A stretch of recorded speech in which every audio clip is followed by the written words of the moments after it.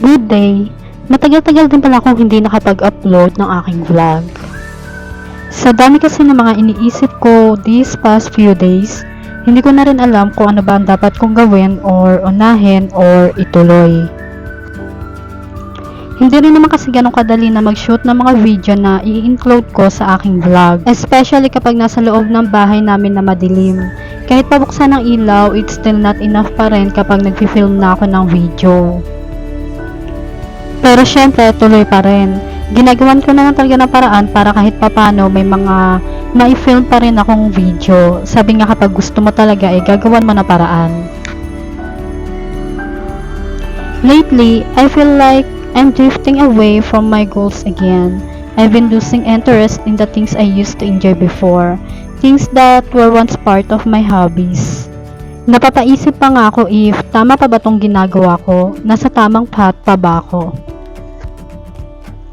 Alam mo at malinaw sa sarili mo kung ano talaga yung gusto mong gawin, pero parang nawawala naman yung interest mo. Hindi ko tuloy alam kung tinatamad lang ba ako or will na ni God na bitiwan ko yung mga bagay na parang nagpapabigat lang sa pakiramdam ko. Pero kahit naman may mga bagay na kinatatamaran akong gawin or nawawala yung interest ko, may ibang bagay naman na parang na-enjoy ko pa rin gawin. Maybe I just have to take a breath and let it go. Let go yung mga bagay na hindi ko pa feel gawin ngayon and focus sa kung saan muna ako nag-e-enjoy. And you know what? I suddenly realized sometimes our hobbies can slowly pull us away from our relationship with God.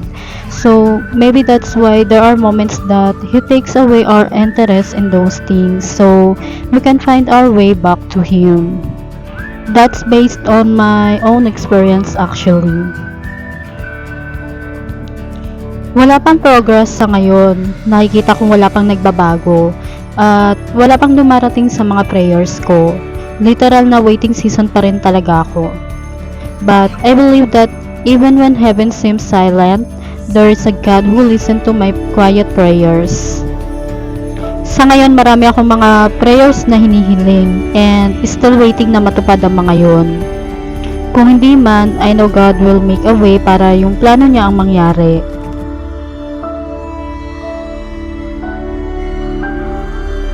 Patuloy pa rin akong magtitiwala, mananalig, at maghihintay. At syempre, sa waiting season na ito, malinaw naman sa isip ko ang gusto ko talagang gawin. Nakakainis lang kasi laging nagiging hadlang katamaran kong ituloy tapos laging may mga negative thoughts na pumapasok sa isip ko.